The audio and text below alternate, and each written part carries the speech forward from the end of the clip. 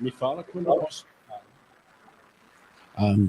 Bom dia para todo mundo. A gente está no último dia de nosso seminário sobre a China Contemporânea, pesquisar a China.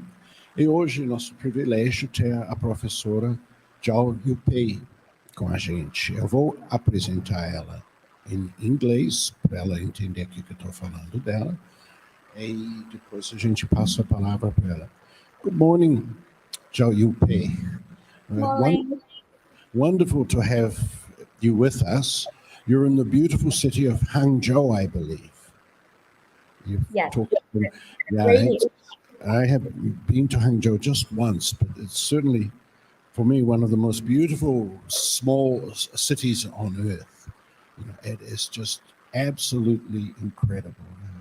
Where you are living, and you're in a very good university too, the University of Zhejiang, which our colleagues in the Institute of Geosciences have been working with colleagues of yours.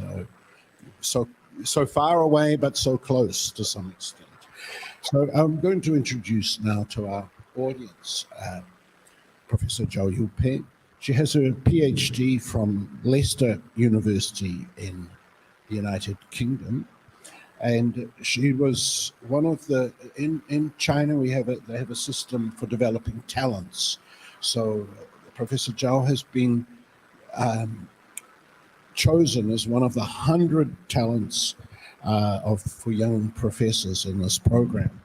So, and she has quite a few positions on boards of international scientific societies that have emerged in this area of media and culture, virtual reality, and science and technology journalism. And she's also a co-founder of the United Kingdom China Media and Communication Association.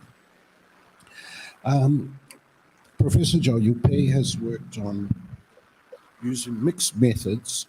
She examines digital culture and performances in digital culture, global communication, media culture, and industry. And her key points of research these days are esports, culture, and industry, digital music and culture, celebrities, virtual celebrities, influencers, sometimes we call them, and cultural fandom, media, and platformization. So we're having someone here who is talking to us today about points of modernity that will link us and probably separate us on some things due to the specific cultural specificities or just different emphasis with the technologies and the softwares being used. So, Professor Zhao Yupei, it's my pleasure to ask you to start your presentation. You have a PowerPoint maybe? You want to share? Yes. Yeah. Okay, so, and you can see where you can share it there on your screen, yeah? Can you find the button to share your... Okay, so please, welcome to Campinas, even though you're in Hangzhou, and thank you, Li Chuang, for helping arrange all of this from Beijing. Once again, and here we go, we can now see her PowerPoint. So please, feel happy to start. Thank you very much for inviting me to present my recent research. Okay, where's my PowerPoint? Okay, yeah. So as mentioned, I'm from Zhejiang University. My major is media and communication in a broad way, but in recent year, I'm particularly paying more attention to e-sport industry and cultural. And also recently, I start to collect the data for digital humans. So probably in the future, I can share my the leading projects about digital humans, which is a good way to access to understanding how the metaverse will take places in the future. So in terms of my research on esports industry and the cultural, I have published a list of the papers, so I'm quite interested in everything related to esports. I have started to unpack the esports from platformization of infrastructure and infrastructuralized of platforms by examining the case study of Tencent. So Tencent is the leading company in esports in China.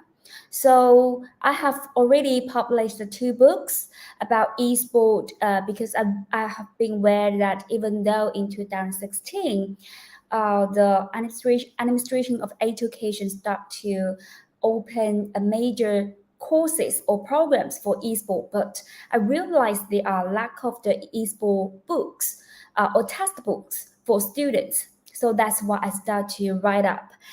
So one is talking about the career cognition and the talent literacy of esport.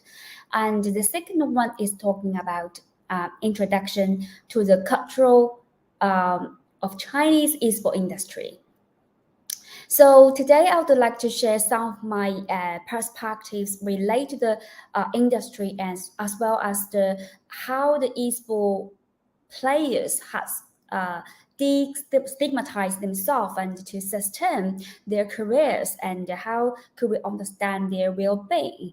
So that is the main topic. And of course, you are free to ask me any questions after the lecture or after the talk. Before delivering the content and my research, there are 3 important data in terms of understanding the esport industry in a broad way. Firstly, when we're looking at the esport audiences growth, so since 2016, there are increasing number of occasional viewers and the esport enthusiasts, and by 2020, you will see the occasional viewers has approached 303 million. So that is a huge market there. And the second important statistic in terms of the global gamers, that is, we will see for more than half of the global gamers are based in Asian Pacific, and then go for Europe, Middle East, and Africa, and also there are 9% from Latin America and North America. And the third important data in terms of the global games market, so Tencent has occupied a third of the market in a global way. And also, when you're looking at the global games market, more than half of them has been occupied by mobile games rather than PC games. Okay, so mobile games has occupied 57%, but PC one just occupied 21%. That is why in China, there are increasing number of the gaming companies pay more attention to develop the mobile games. Okay, so how about in a broader way to understand the esport industry in a global way? I think there are 3 important years for China. In 2003, the State General Administration of the Sport of China approved esport as the country's 1990s official sport, even though it has modified slightly by from 1990s to 78s. However, it is officially there. And the second golden age is 2016. So China surpassed the United States as the largest digital gaming market. And also the third important year is about 2018. The revenue of online, offline PC and mobile esport and games in China exceeded 91.2 billion RMB, which equivalent as 13.63 billion for dollars. Okay, so over 350 million consumers playing mobile esport games, which comprised more than half. So that is the 3 big year for me and for my research to unpack the map to access the esport industry. But of course, you would like to ask again, what does mean for esport? How you define esport? And personally, I would like to coin the scholar Dennis Heffield, who have firstly emphasized the definition to understand esport as alternative sport reality. So that is to electronically extended athlete and digital represented sporting world, right? And however, I like his definition because he's likely change his definition after 10 years. So he rephrased his own definition, coining that esport is electronically extended human actions in computer-mediated or generated sporting words. So the definitions here, personally, I think it contains both advantage and disadvantage. For the advantage, we will easy to figure out how he tried to broadly understand, and also esport has extended its influence on human actions. So he rephrased esport players as sport reality. Then what I mean is 10 years ago, he rephrased the esport player as athlete or extended athlete. However, 10 years later, he extended understanding as extended human actions. So the disadvantage for me is when we try to understand esport, we still have ongoing debate about esport is sport, or how could we understand the differences between esport and the video games. So this definition invites a lot of critics that he has ignored the esport as a sport, because electronic extended human action, not the athlete actions, right? So this kind of definition has invited a lot of ongoing debate about how to understand esport as a scientific sport. So I would like to invite you guys to transfer back to looking at the definition from the Council of Europe to looking at sport. So sport, that means all forms of physical activity, right? And etc. I'm not going to read the whole paragraph. But the point here is, even though there's ongoing debate about esport as sport, but for me, I think in China, we have the same case. Esport has been criticized and has been stigmatized all the time. But AI or VR that driven the esport could be broadly understood or broadly accepted by the public when we try to coin the sport as the physical activity only. Okay, so that is my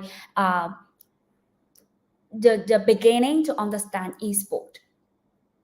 And there are rich exacting literature talking about the differences between esport and video games. So I'm not going to repeat this, but to briefly summarize the differences between the two, I think you could try to understand from esport that differs from video games from the professional skills, comprehensive skills, and also they have systematic organization for clubs, for tournaments, and etc. And of course, they are the professionalization, which can be understood like for example, one of my interviewees who have mentioned esport is for make money, but video games is for spend on money. So it will be very easy to understand what the difference is in terms of the professionalization of esport. And of course, there are the fourth dimension, the institutionalization, because even though there are some state decline that esport as official sport, but there are some state or policy entities like China, Korea, I think France or German, they have already officially coined esport as a sport. So that is the basic understanding of the two terms or two fields. Okay, but I would like to invite you guys to understand esport historically when we try to embrace the esport through sport, because that could be traced back into 1990s by the Sport Academy in London. That is the first time competitive video games could be considered as sport. However, the same year, we have received a deadline that delivering by the United Kingdom Professional Computer Games Championships as a sport. Then China, as I mentioned, we have officially coined it as a sport. After that, the government of the United States start to recognize esports player as professional athlete. That is also very important because in June of the 2014, the Robert Morrison University in the United States, who was the first one to coin esports to be official varsity sport. So they have provided a lot of welfare for the players. They work together with athlete department, supporting them by scholarship. So that is really, really important for those students who would like to choose the professional path. And of course, next year, esports has been officially included into Asian Games, even though it has been postponed. But next year, we will see how there are 8 programs of esports as sport has been included into Asian Games. Okay, so that is the historical rule to understand the esport from sport perspective. But how about that in China now? When we try to understand the esport as a platformization, I would like to invite you guys to think about the 2 concept framework. One is infrastructure, one is platform studies. So both study examine the structure underlying something more salient, share the features of invisibility, extensibility, and broad coverage. I use this infrastructurization of the platforms and the platformization of infrastructure to understand the esport industry or esport ecosystem in China. So by putting forward my research questions, I keep exploring how the role of Tencent played, because Tencent is the leading company, or you would say it's a monopolist company in China in esport industry, and how they negotiate with Chinese government, and whether they complement, whether they oppose for each other, whether they compete with each other. So quite interesting how they negotiate with each other. So my research has put forward a concept which I called umbrella platform of Chinese esport. The umbrella platform can be easily understood as there is a umbrella course and there is umbrella stand, right? So everybody using umbrella. Sorry.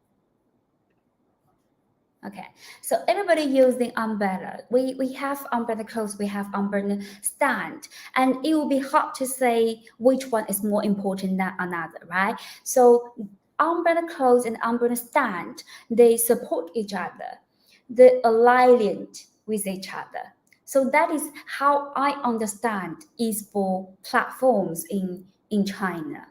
So umbrella clothes can be easily understood as regulatory platformization of infrastructure, and umbrella stand refers to the growth of value chains and multi-sided platforms. Okay, so I will explain in a detail.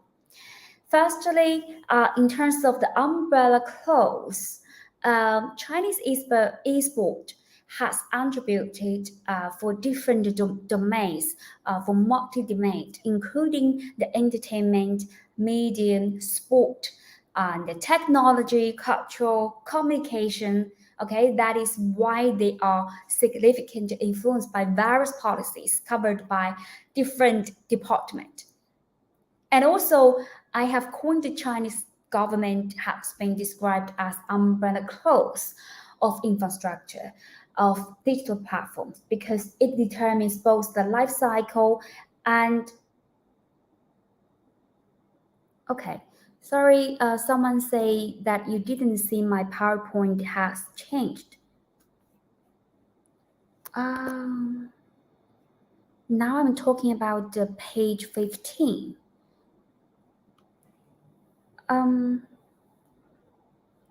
So you mean you have just see this one, right? How about now?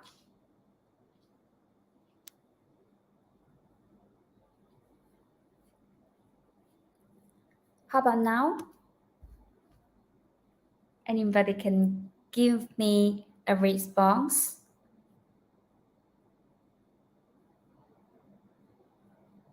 Same one. Why it is same? Hello? Only seeing your what is esports slide right now. Maybe if you enter presentation mode, because we're also only seeing the window of the PowerPoint presentation. Okay. How about now? Yeah, now we see slide 9. Okay, I understand why. So when I enlarge the PowerPoint in the full size, it will temporarily stop. So I to use the make the size like this one. Okay for you? Yeah, this is all right. Okay. Thanks. Okay. Thank you for letting me know. So yeah, I just briefly talk about the differences between the esports and video games from skill, organization, professionalization, and institution. Then I have talked about how could we understand esports to embrace as a perspective from the sport. Okay, so I have talked about the historical roots. And then continue to talk about how can we understand the rise of the platformization of esports in China by employing the two theoretical framework. So one is about infrastructure, one is about platform studies. Okay, so I try to understand the esport industry in China by combining the two concepts, the infrastructuralization of the platforms and the platformization of infrastructure. Okay, so I have pulled up the research questions. Do Tencent esports and the Chinese government roles in managing the esports platformization, and what is their own ambitions? They complete or oppose or compete with each other. I think that is really interesting because that has challenged the stereotype of the people who are outside of China who try to understand they try to understand the business or enterprise in China, or even the relationship between the market and the government. That is top-down only.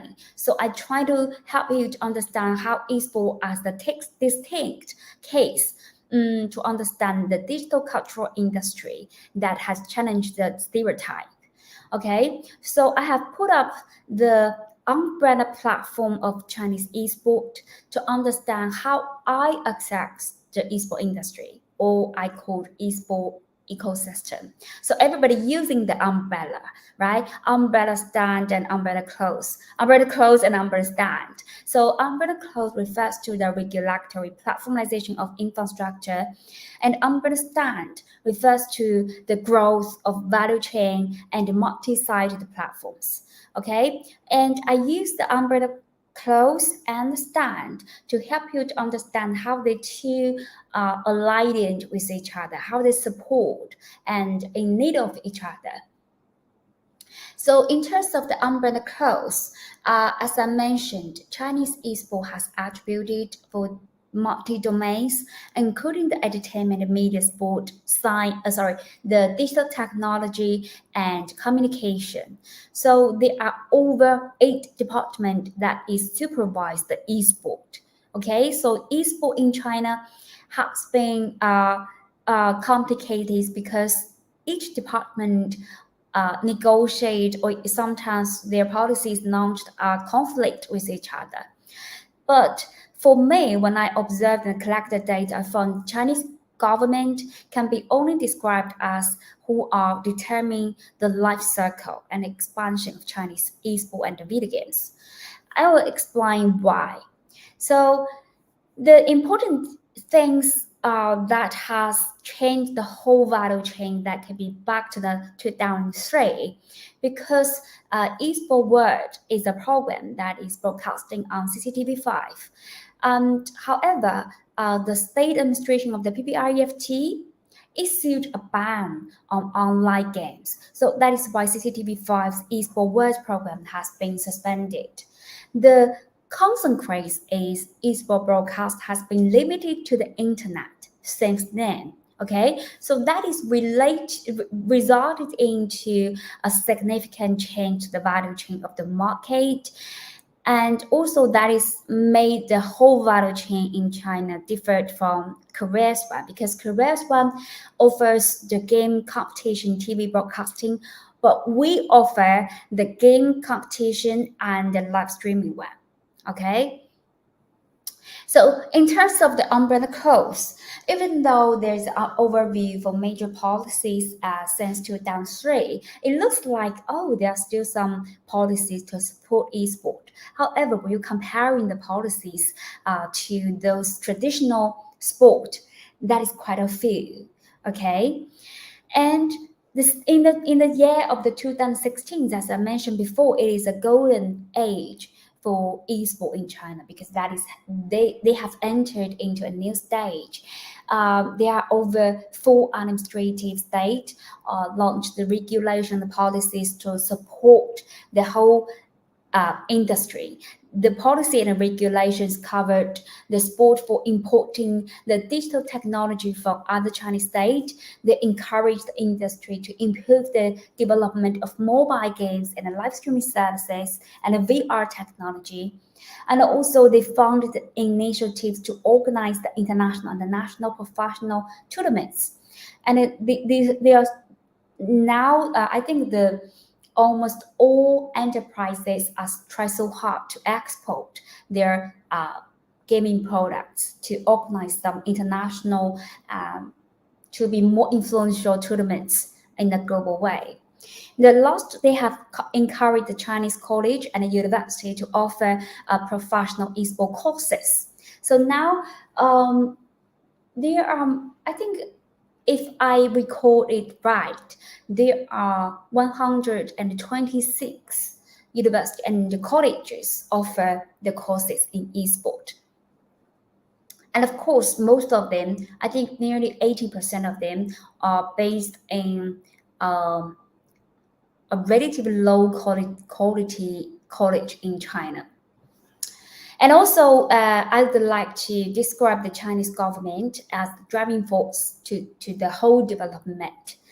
And the point is, when you're looking at the esport industry chain in China, no matter you care about the upper string, the middle string, and the bottom string, you will see, the upper string refers to the content licensing, the middle string in terms of the tournaments, in terms of the content providing. Here, the interesting is what I've mentioned.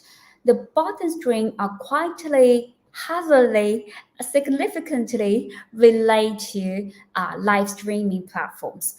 That is the only channel to content promotion, to tournaments dissemination for a long time, okay?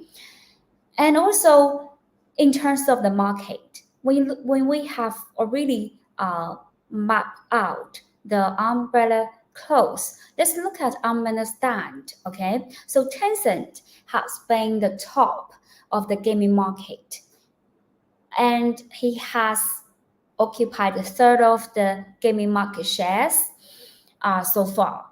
So I start to explore how the Tencent start to build up their platform as multi-platforms, and how Tencent has built up its empire to manipulate the whole market.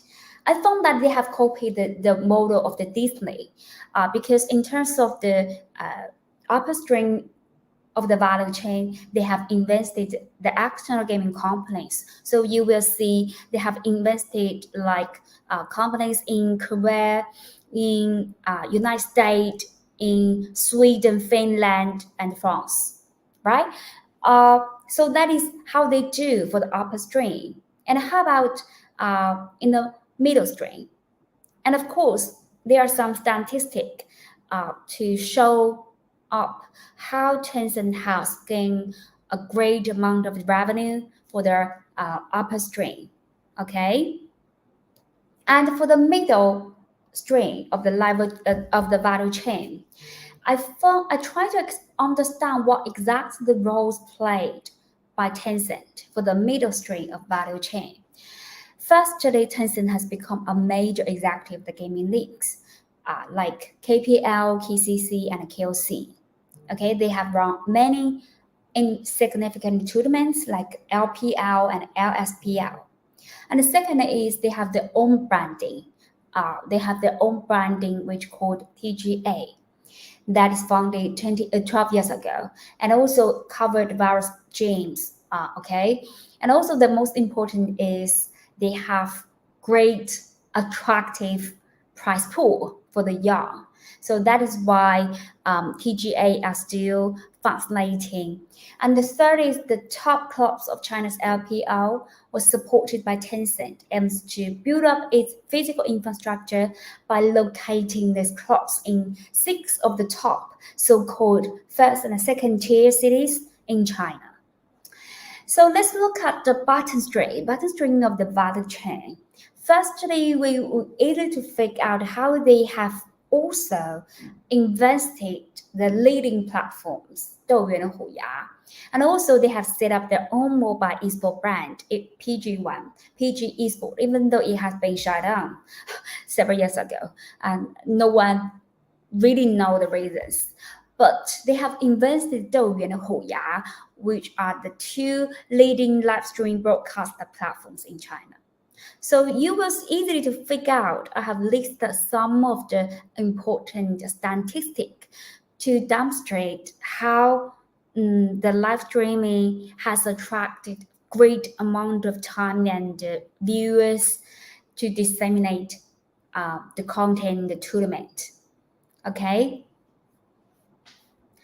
So what's the main point? The point here is when we try to understand the Tencent as the leading company of the umbrella stand, at least there are 3 roles they played. The main producer of the gaming content, the major executive of the gaming leagues, they have established the live broadcast industry. Okay, so when I keep asking my interviewees why you so much rely on the Tencent's gaming products or tournaments, why not choose anyone like EasyNet? They give me a representative answer. That is, it's nearly impossible for esport professional to opt out of participating in Tencent esport because of the extremely low cost is extremely high. Okay, so I still recall that last year when I present my the ongoing research to University of Oxford, the Cambridge. That one of the participants asked me a question. Okay, you say Tencent is a monopoly one. Did this do something bad? And that is a great question because that invites me to think over. Yeah, it is a monopolist power, but what did they do something bad? So I keep asking this question when I interview the player, the clubs, the coaches, the non-professional players. So I try to understand how Tencent can be involved in a sustainable way. So that is the questions came to my mind.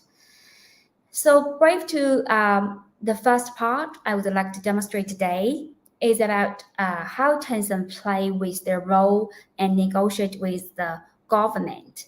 Let's go for the answer. The answer here at this moment is although China's esport is indisputable state lead, but it provides an opportunity to explore and review the interactions between the state and capitalist enterprise, showing the two are in need of each other. So that has already changed the impression that business in China is the top-down process only. Okay, so they just to show how they need of each other. So that's why I figured out the umbrella platform in my research, which has published to understand this umbrella platform. So the red the red line I have drawn out is a way to understand how Tencent has built up its multi-sided platform as a loop, okay? And then, in the second part, I would like to brave another of my research to concentrate on the professional players. So I try to understand their identity transformation by the concept of the stigma power and the mental well-being. Firstly, I think it will be very important to give you a broad map how the stigma power comes from government, the society, and the public, and even including the media. So yeah, from the government, they have banned the mainstream media, and also they have suspended the CCTV5 for broadcasted esport tournament. And also, CCTV in 2007, CCTV was accused by esport player of under-the-table dealing, as the words of the Crafts Championship, Li Xiaofeng, failed to be selected as one of the most influential features in sport. And also, there are some other case to demonstrate how the stigma powered from the government. For example, we know that esport was featured in 2018 Asian Games, right? And Chinese team has got the championship. However, there's no showcase on CCTV, okay? Even though they have purchased the broadcasting right for all of the Asian Games. And also, in 2018, China's National Radio and Television Administration announced the provision on the administration of the program for minors, which state that the programs for minors must not be promoted or introduce electronic games for any kind, days just before the Asian Games. So that is the cases, okay, from the government side. How about from society side? We know that the public keep stigmatized the esport as gaming addicts, right? And also, the mass media in China constantly associates the online games with internet gaming disorder, branded gaming addiction as unhealthy and in contradiction to the Chinese cultural values of academic success as the norms for Chinese youth. And also, that can be rooted into our cultural norms, which we call mianzi. Okay, so mianzi in Chinese culture is positively associated with, in my case, associated with academic success, which means that if you choose to be athlete, esport athlete, which means that you have to giving up the schooling. That is harm the mianzi for their parents. Okay, give an example. So mianzi keeps play a very important role for players when they comes to try so hard to winning the tournaments against other nations. Okay, they would like to win the mianzi. And also, I get some representative answers from my interviewees, like a professional players who are 70 years old. He said, it's not just about decision that we have to make for creating the studies, but also actually a significant challenge for our parents to whether or not they can accept such a non-mainstream educational path. And even worse, we have to face one day, we have to find a proper job as expected if we couldn't achieve the championship or have to retire. So that's why I have collected some data from players who have retired, and that paper is still under viewing. If one day I could visit Brazil for present my research, I think that paper contribute to understand how the comprehensive skills for esport players who are successfully transformed their skills after retirement, and also give some tips how can we understand the process of decision making before they would like to retire? Okay, so that is about stigma power flow over from the government, society, and of course from the cultural norms. So that's why in my research I keep asking them, are you athlete? Are you sure you're athlete? Are you athlete? So when I keep asking the questions for interviewees, I try to explore their self-interpretation in a different way. So at the very beginning, when I ask them, are you athlete? Because of the cultural norms, which I have mentioned before, because they would like to negotiate with means, right? And also, I found that before the 2011, the esports players are hard to destigmatized, because when they recall their professional days before 2011, they feel like it's a disaster, because one quote from here, it is said, renting a house for both living and working, there's no secured investment, no insurance, no corporation model. We just get 800 RMB, okay, per month. So which is much lower than the basic salary in Chengdu. Okay, so, and also when I interview the coaches and the parents, I found that it's really interesting to figure out how the coach or managers that they have to negotiate with the parents of the players every day. So one of the quotes said, we normally engage 4 to 5 parents per day. Some of them visit us regularly, like every 2 months, to chase up both their children's performances and our club's management, because they don't trust it, you know.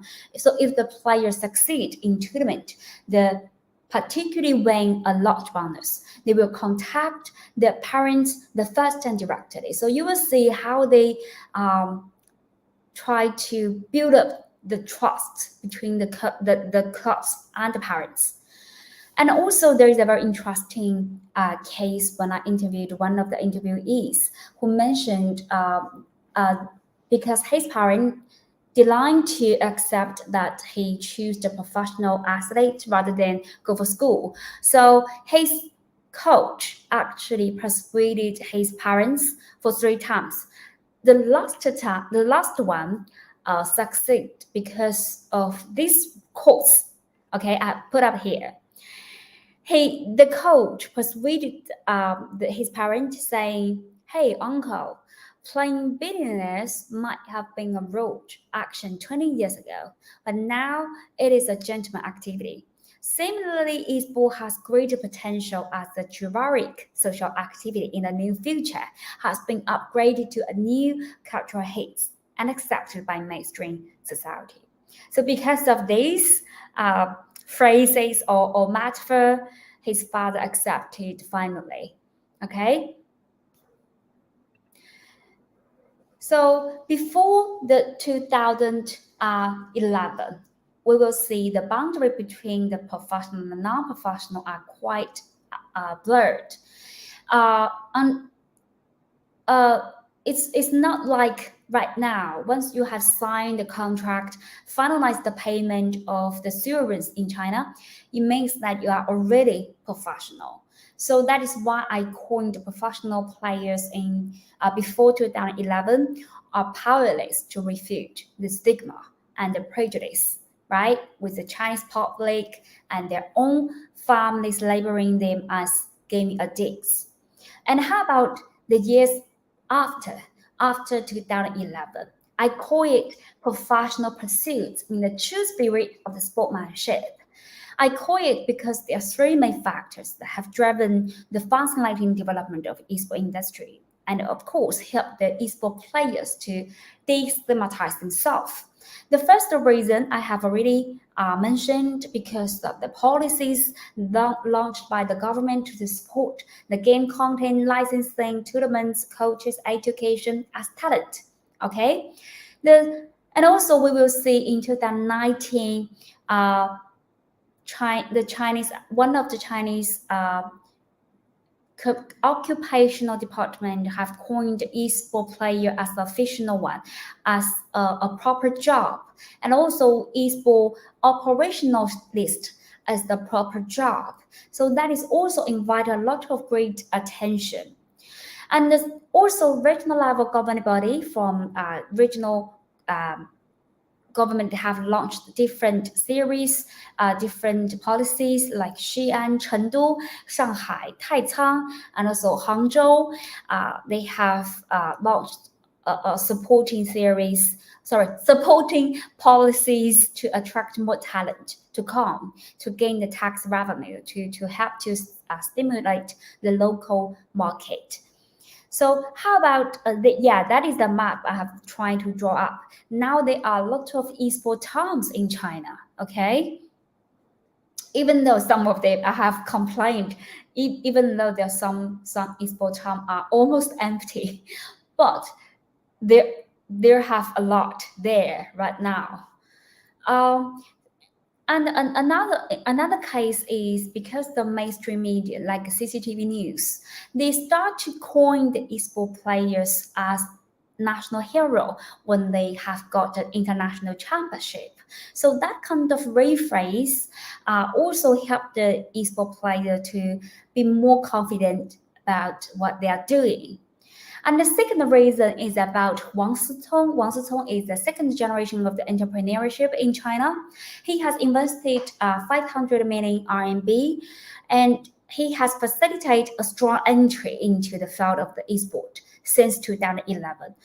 He have made some great things based on my interviewees. Okay, they have share their perspective towards to Wang Sitong. Firstly, he coined Sunny Wei, and also he acquired the CCM esports clubs to IG, and also he one of the CEO recalled that Wang Sitong said to him, mentioned that I want to help you, the other players. I hope the whole industry will be able to see the lights. So I think the important things for me is he has led other bosses of the clubs to establish the ACE affiliation, okay? Because that affiliation has made a great effort to establish rules and regulation to virtuously manage the industry and the clubs. So that is really, really, really important in that year, in 2011. Okay, I have to be quick. And the third reason is when I keep asking the interviewees, I try to explore whether they could be for sure that they are athletes by their self-interpreting their daily work and how they've been trained. So I found that they can clarify their training programs in the detailed way, like they have drawn on the United States NBO training system, and also they have intense training for 10 to 12 hours per day. And sometimes if the clubs who have great financial support, they could employ the informal psychological counseling, and also they have 6-round recruitment system. Okay, very harsh for them. So they have to play so hard to gain the championship, but they don't want the number 2. They only want the number 1. So that is why I think that they have this kind of professional pursuits in the true spirit of the sportsmanship. And also, can you recall that I've mentioned how the policy of banning esports from television broadcast, that is driving the whole industry to the live stream broadcast platforms, right? What's the consequence for me? I think I put up a question talking about when I rephrase it as the consequence as to be digital king or amused to death. That is the question. Because when I ask them why you so care about to be broadcasting on CCTV, on TV set, it's out of date, you know, everybody looking at watch the live streaming. We don't care about the CCTV, but the players mentioned that it's a shame that their tournament cannot be promoted through the mainstream media because their parents, their great parents, they watch the CCTV, they only trust CCTV. That is the reason. Okay. And I found that when I put up the question to be digital king or music desk, because some of the esports players trying to be live streamer simultaneously when they being athlete. So they would like to make more money from live streaming. So when I put up this question to be digital king or music desk, I think that is a question for me because I'm still confused about what exactly the live streaming platforms played in the way to help or not help to sustain the whole industry. So even though on one side we will see Chinese team has got a lot of victory, have got a lot of championship, right? And also the players start to employ this kind of meritocratic discourses in sports practice and internalize their works as the professional pursuits. And that would be easily to figure out when they try to self-express their personal achievement. For example, I give example, they say, in a game, I have a sense of the superiority. I can crush everyone. I feel like I'm powerful. I defend you. I win the championship. I get the glory. And also they start to employ the national glory discourses. They feel like they're so be proud of to flying the red flag, to stand out for the nation, for China, to be national, to be a Chinese when they got the global championship. Okay, so we will see how this kind of meritocracy discourses that have employed in a frequent way for esports players. And also, like I mentioned before, esports players start to participate in live streaming to showcase their professional skills, maintain a close and interactive relationship with their fans, and also make money from the virtual gifts. But what's the consequences? The players has been forced into an economic-driven career path because the salary gap of the average annual income of official players is quite large, which means that people who are just playing esports tournament are much lower. The income much lower than the athlete who are doing live streaming at the same time. Okay, so that is why they say the average annual income of the official players ranging from the 18,000 RMB to 20 million RMB. Okay, so it's a huge gap here. And also, because of the golden year of the esports players, okay, it's quite short. They can only last from 18 to 20 years old. Sometimes slightly change because of the program, because of the esports programs. But the point is, because their golden age is quite short, so how could be economic driven by live streaming to sustain their career, right? The way I try to question, because one of the interviewee, one of the project director told me and also questioned this situation to say, hey, the current esports industry is quite unhealthy. Have you seen any football competitors who earn more than income of football star? No. Have you seen any basketball competitors earn more money than basketball stars? No. But in China, yes, in esports, they do. Okay? The pity here is the athletes have paid more unnecessary loss of time, energy to live stream, right? However, not every athlete are good at being live streamer. So once they decide to pay more attention to live streaming to make money, they might be disappear. completely from the circle. They may fail to be streamers, because as a streamer, you need to good at performing, good at communicate or be interactive with your fans. You know how to wrong the fans with some strategy, right? So that is why I keep asking the questions: to be digital king or amuse death? Yeah, to be digital king means that you are lucky to transform from athlete to live streamer to make more money. However, amuse death means that you are taking risk, that you might be failed.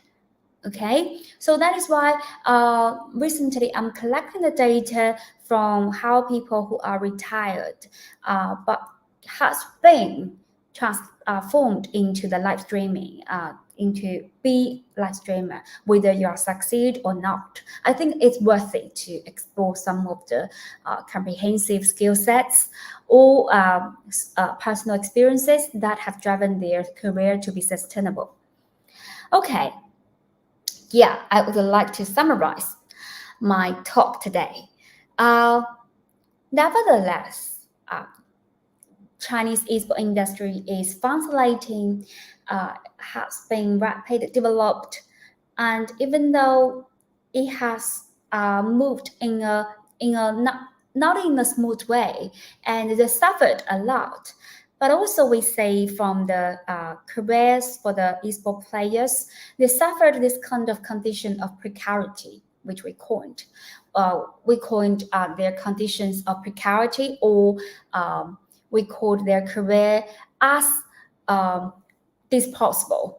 Okay, so we should pay more attention to their well-being after their retirement, and also we should keep examining. Once we encourage the public to not to stigmatize the esports players, we should prove to them what's the comprehensive skills and also what's the creativity that exactly the esports players have gained after this whole tournament. So that is the project I'm doing right now.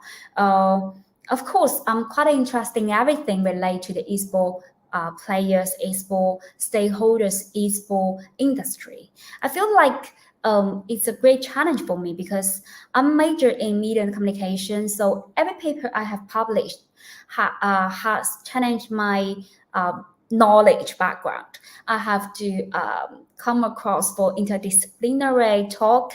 I have to self-learning, for example, learning the Kyo's theory from physical, and also I have learning the knowledge and theoretical frameworks from management, psychological, etc. So that felt a big challenge, but at the same time, I'm so excited about self-learning.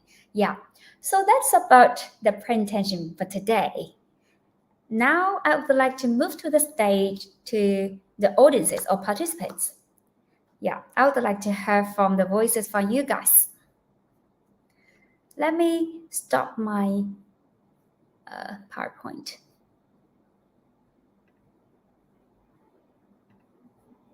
Okay.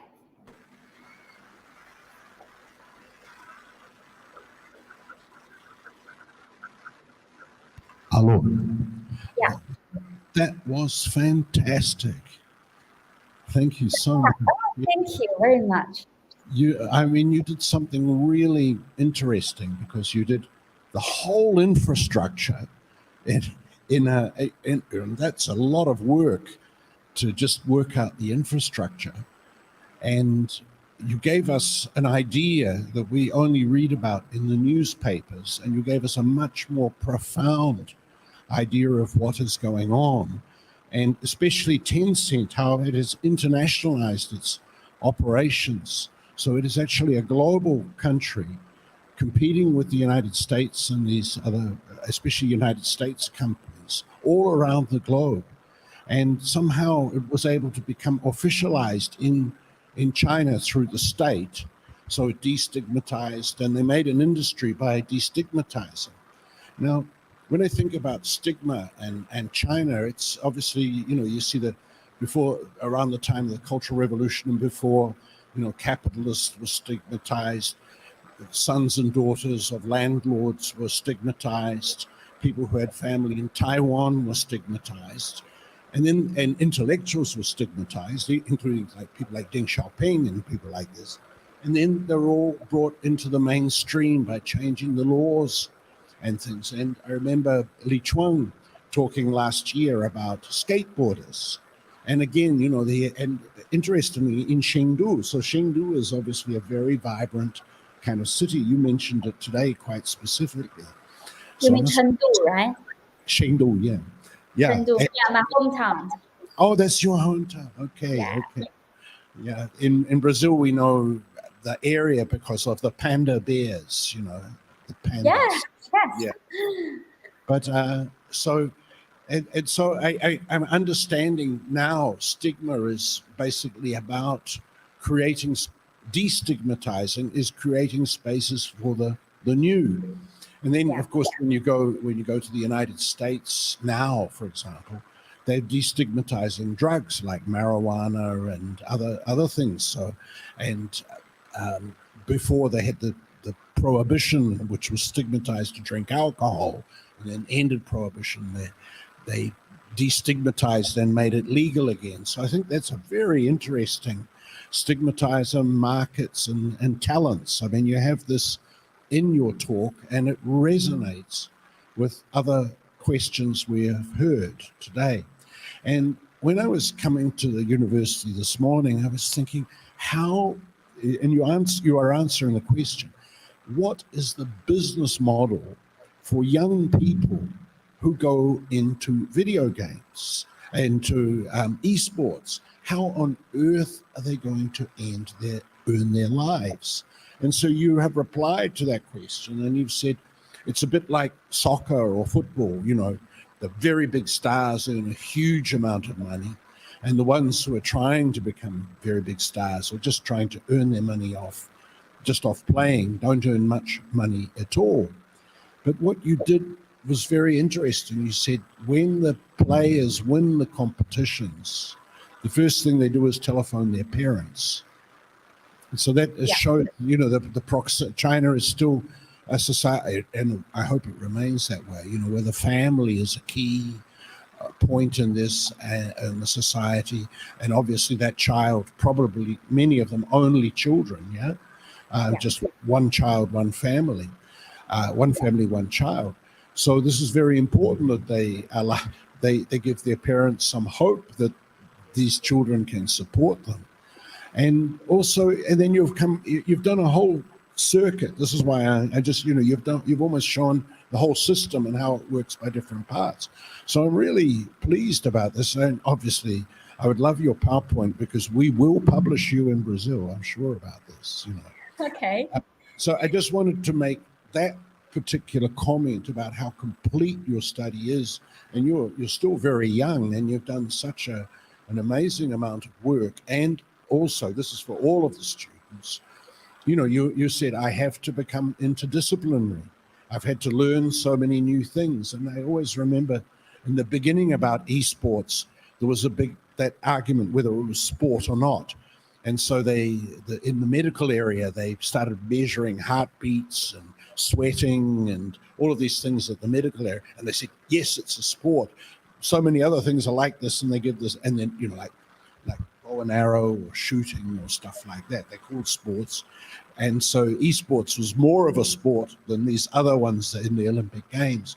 And I thought that was very good too, because you're intellectually a very open person, and you have been able to do what we call in French bricolage, which is playing with the ideas and putting them in place and linking them together.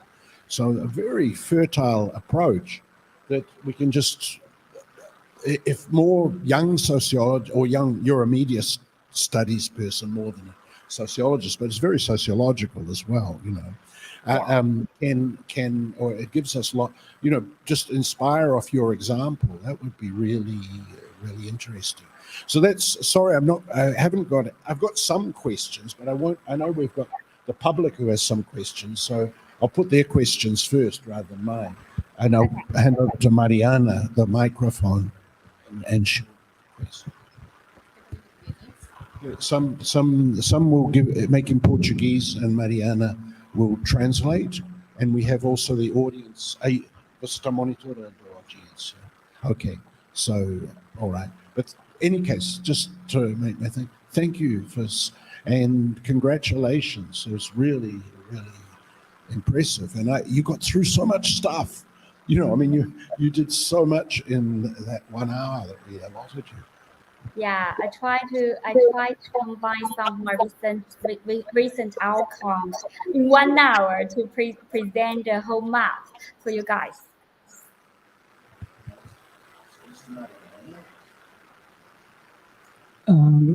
Primeiro eu queria agradecer a professora, porque a palestra foi maravilhosa para mim, dialoga muito com a minha pesquisa, né?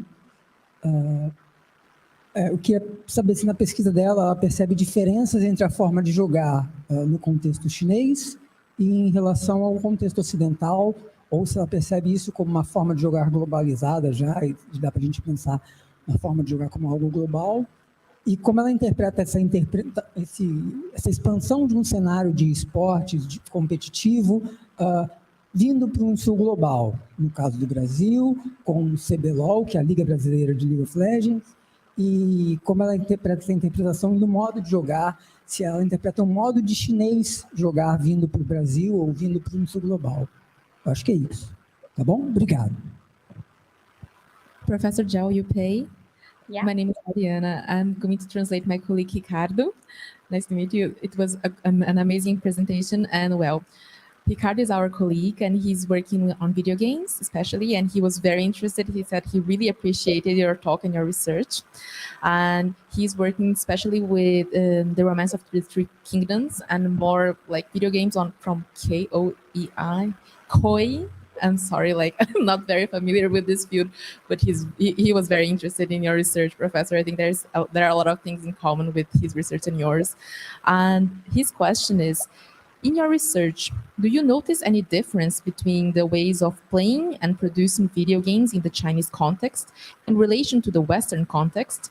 And how do you interpret the expansion of the competitive sports scene in the context of the global South, like Brazil, as in the case of CBLOL, Brazilian League of Legends, and if this expansion can be interpreted as an expansion of the Chinese way of playing is reaching in other countries, especially concerning the idea of specialization and professionalization of players? Okay, I think it's a very hard question for me. If I understand in the right way, you would like me to unpack how can I compare and contrast the players who are strategically playing the different the gaming or tournaments, right? KPL or LPL. What's the differences when they playing, like the athletes who are playing KPL? What's the differences like careers who are playing KPL? Is that right?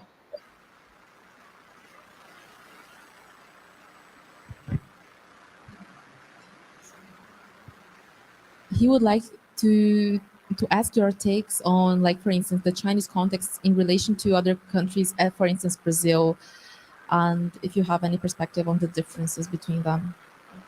Okay, I would say I'm very happy to invite the partners or co-authors to help me to compare, because I'm paying more attention to compare the esport in Asian countries, because next year it will be Asian Games. I think they are still a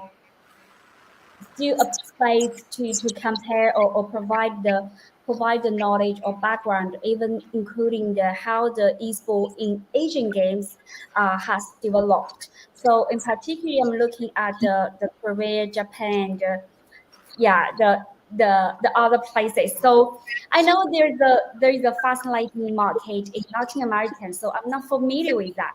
One of my master students this year, the new one, she's good at speaking Spanish. So that's why I invite her to work with me to develop the spaces like Brazil. So I hope after the pandemic, I could go for visit your place and present my outcome. Sorry. That would be wonderful, Professor Zhao Yupei. Ricardo would be very happy to meet you as well. Thank you very much.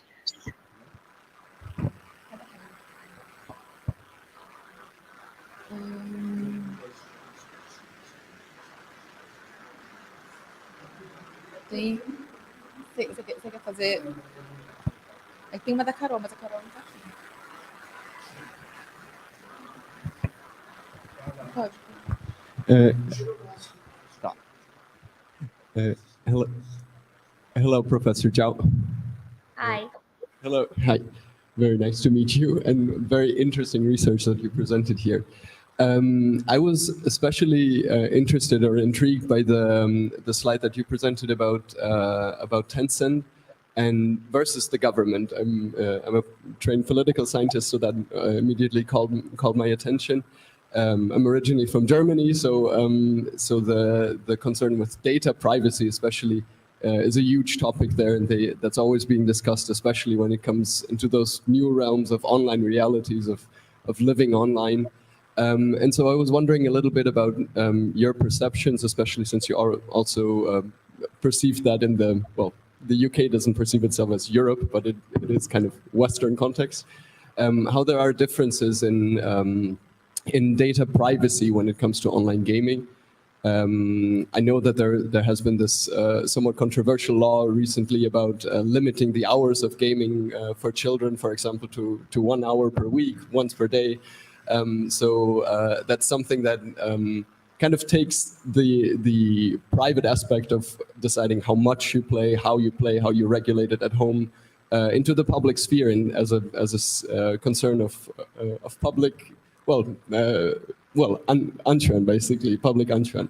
And I was wondering about your take on that. Okay, thank you for your question. Actually, that is really, really important one because everybody care about privacy, care about security. And I would say in terms of the attitude of Tencent, how they maintain their data, from my own perspective and experience when I worked with them, they are so conservative to share data. So even though we have promising research, sometimes the research can help the Tencent to build up the public good image, but they are so care about sharing data. So I would say I have never get the data from Tencent, even though they support me to do research. They know that there's a lack of the scholar who can systematic research on eSport, but they decline to share some data with me. So that is my own perspectives and experience. And also, you mentioned Anchuan, right? The security. I think there's one thing that I would share is I think during the May of this year or June, in the summer of this year, Tencent eSport annual conferences organized in a huge way in Guangzhou. And they also share some developing platform they have operate. For example, they have apps for the public. So as a very normal person, if you would like to organize a tournament in a professional way, they have apps to just click one tap. Then the AI can help you to to organize the tournament in the quick way, immediately. But they share the data in their own cloud. So no one can really get their data. So that is how I perceive the protect the data in a conservative way. Yeah, I hope I have answered your question. Is there anything that I have missed? Yes, no, that's perfect. Thank you very much. Thank you. Zhao Yupei, we're going to have to close now. We have a whole lot more questions for you, but the problem is we have time. We have now a session which starts at 10:30. Okay. If we're in a real conference, we can just keep everyone out of the room for 20 minutes. But as we're in an online conference, it's one of the disadvantages. We can't really keep people out of the conference. But thank you for coming along. And if you could eventually send me your PPT, we can use this to help translate your talk. We have the recording of it, and we translate your talk and then publish it. It's given me quite a few ideas, really. So I'm very thankful to you as the director of the center for this. I could see the faces of the people here all giving thumbs up and things for you. So thank you very much. And Lui Chung, thanks so much for finding Professor Zhao Yupei for us. Okay, so and a good evening for you, and we're starting the day today. So a good weekend for you as well. Thank you very much, Professor. Thanks all for inviting me, and I hope you enjoy the presentation. And one day after the pandemic, I humbly invite you guys to visit Hangzhou in Zhejiang University. Okay, so we have a group of teams research on esports and research on the digital humans. And Li Chuan is my best friend. We lived in UK for several years. Okay, great. Oh, well, wonderful. So you've got good, intelligent best friends too, and nice people. So that's brilliant. Yeah. Okay. So Yeah. bye-bye. Bye-bye. Okay, thank you so much.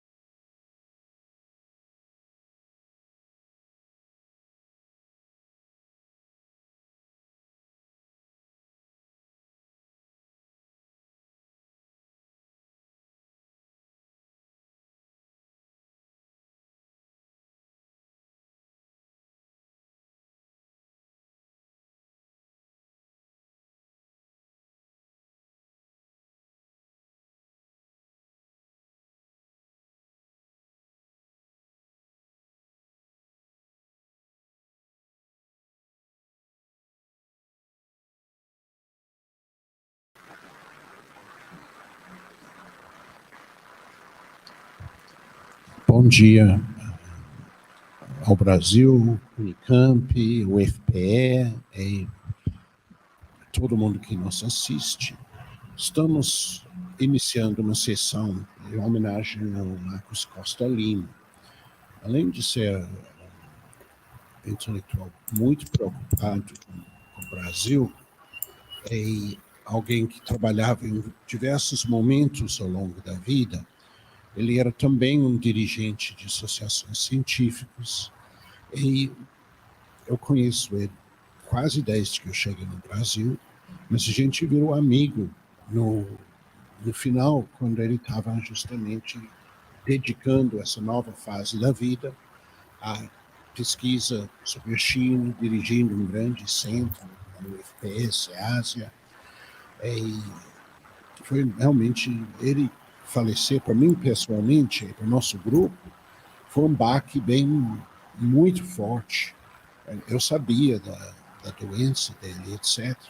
Mas ele é alguém, eu lembrava das nossas conversas muito vivos sobre vários elementos da China, que ele conhecia muito, menos bem do que eu, mas ele tinha esse compromisso da UFPE e do Brasil com o mundo, o mundo aberto, o mundo que a gente precisava conhecer para poder lidar com isto.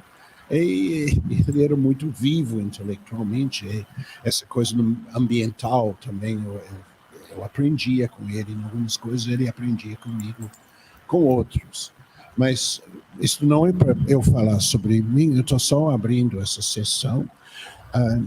Essa sessão é um pouco diferente das outras sessões em homenagem que vão ser realizados no país, porque basicamente quem está aqui na mesa são pessoas que conheciam eles, alguns mais tempo, outros menos, mas nessa fase da Ásia e da China. Então ele tem um tom que é relevante, muito relevante ao nosso seminário. Eu acho que todo mundo conhecia ele pessoalmente, que está nessa mesa aqui. E é realmente para a família e para a viúva, a gente manda o nosso abraço, nossas lágrimas também, e nosso apoio, é isso. Então eu vou passar para Mariana Huerta, que é da Universidade Técnica de Dresden, no momento, ela dirigia esta sessão, tá? Uma boa sessão para vocês. Muito obrigado por terem decidido participar. Tá? Obrigada, Tom. Meu nome é Mariana Hasseleta, como o Tom me introduziu. Eu estou esse ano também como pesquisadora visitante no Centro Caso Unicamp, aqui da Unicamp, né? Aqui no Brasil. Então, eu estou muito feliz de estar aqui presencialmente com o Tom, com os meus colegas aqui também, organizando o Seminário Pesquisar China Contemporânea pelo 6º ano. E esse ano a gente não poderia deixar de fazer sem essa homenagem ao professor Marcos Costa Lima, que além de um professor maravilhoso, era uma pessoa muito, muito querida para todos nós. E também lembrar que a história do professor Marcos Costa Lima é de longa data aqui com a Unicamp. O professor fez o doutorado dele em 99 aqui na Unicamp. Então, esse carinho que a gente nutre por ele são de várias gerações de professores e alunos que ele inspirou, que ele sempre apoiou.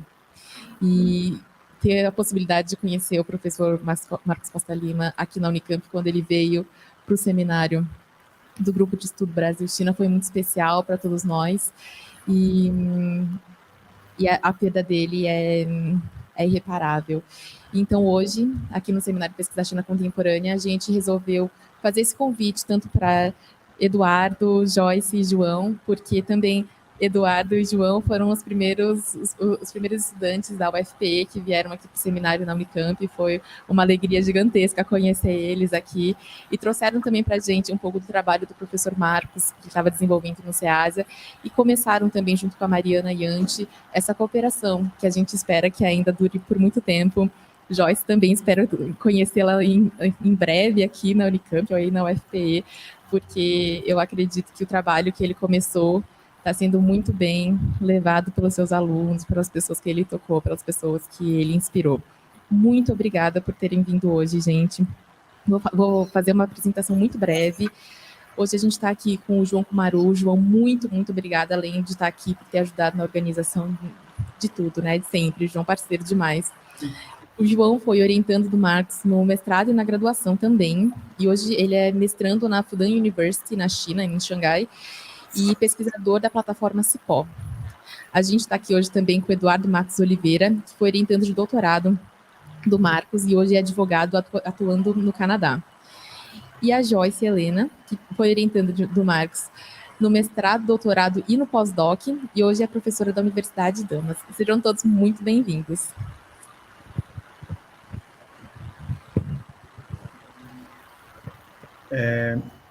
Então, eu vou começar um pouco falando a gente combinou de fazer um pouco, falar um pouco da nossa trajetória com o professor Marcos, tanto dos nossos estudos acadêmicos, como a nossa experiência pessoal, e também trazendo um pouco de tudo que ele fez, tanto na área acadêmica como outros projetos. Então, pessoalmente, eu conheci o Marcos no começo da minha graduação, fui junto com a Mariane, e a gente participava do grupo Desenvolvimento e Região, que ele tinha na pós-graduação em Ciência Política da UFPE. E a primeira coisa, assim, que todas as pessoas que eu converso, que a gente fala sobre Marcos, a gente sempre lembra que ele era uma pessoa que, ao mesmo tempo que ele tinha essa parte acadêmica, brilhante, ele também sempre prezava muito para a gente ter uma atuação no mundo real. Projetos, assim, que tivessem um impacto na vida, assim, no impacto no mundo, da forma mais ampla possível. E isso reflete, eu estava tentando lembrar de tudo que eu tenho conhecimento de que ele fez. Na minha experiência, quando eu comecei, eu estava lá, acho que isso foi em 2010, o Marcos, ele era muito atuante no Centro Celso Furtado, e ele fez o doutorado na Unicamp. Eu acho que a primeira coisa o laço que ele tinha com a Unicamp era muito forte. Ele fez o doutorado na década de 90, eu não me recordo o ano agora exatamente, em Ciências Sociais, e ele sempre trazia para a gente o legado da Unicamp, trazia para a gente o legado de Celso Furtado. Isso foi, no começo da carreira acadêmica dele, eu acho que foi o mais importante. E ele continuou destrinchando os estudos sobre desenvolvimento em várias frentes. Eu lembro que em 2010 ele estava pesquisando sobre inclusão digital, ele também tinha vários estudos sobre Índia, numa época que ele estava bem focado nos estudos sobre Índia, e ele fez uma parceria com a FACEP, que é a Agência de Fomento em Pernambuco, para fazer uma pesquisa sobre inclusão digital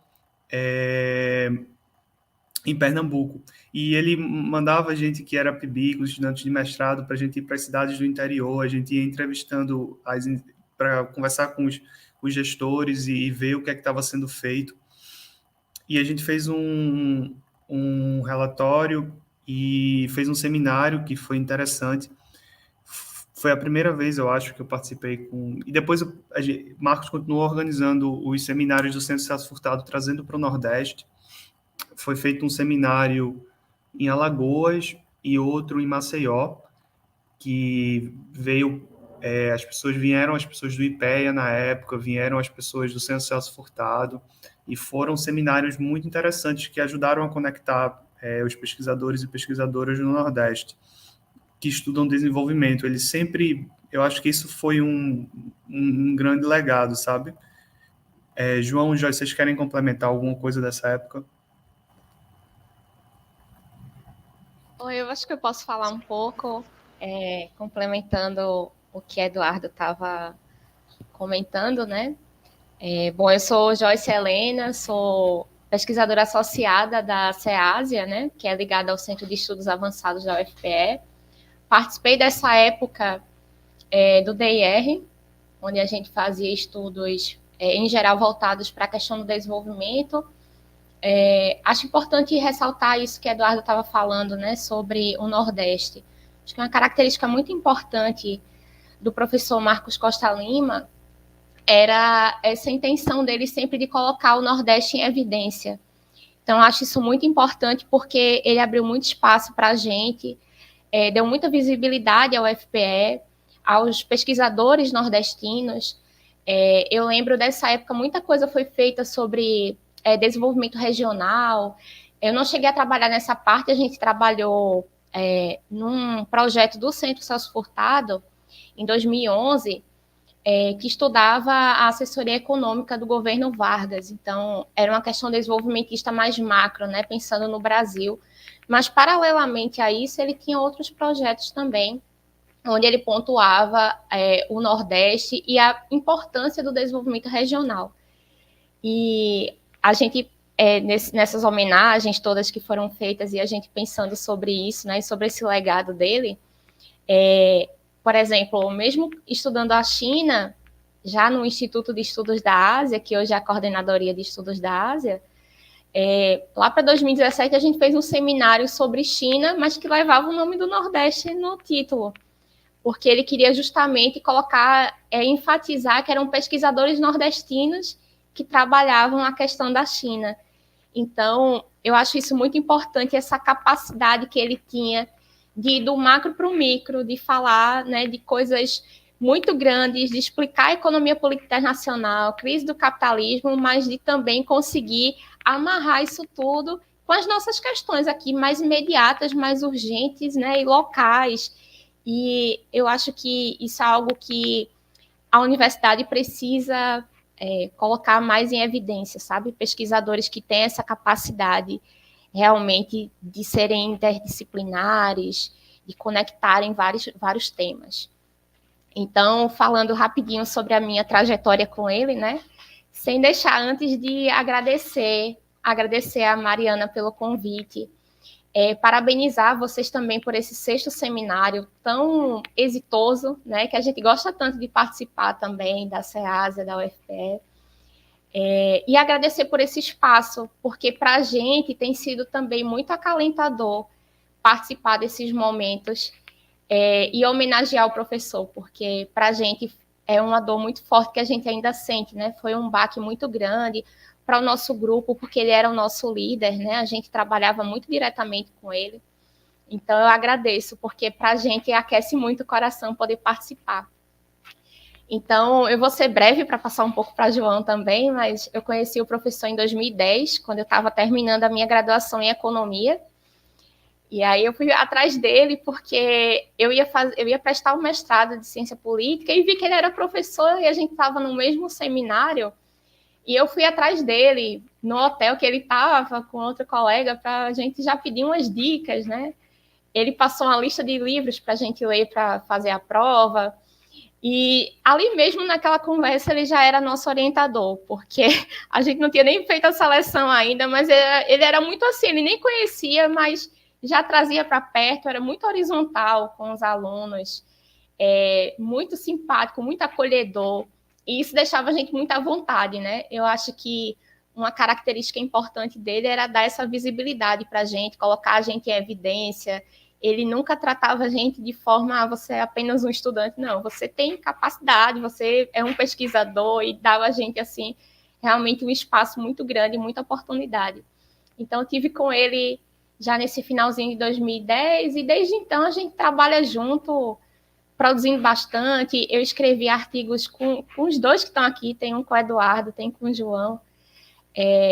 Então, fiz mestrado com ele, o doutorado, e a gente iniciou uma conversa de pós-doc, né? Mas infelizmente não deu tempo de concretizar, mas ele ficou muito feliz quando eu mencionei para ele que queria continuar, né, mais essa etapa junto com ele. Então, acho que vou passar para João, para ele também contribuir um pouco, mas a gente vai conversando aqui sobre nossas memórias. Obrigado, Joyce.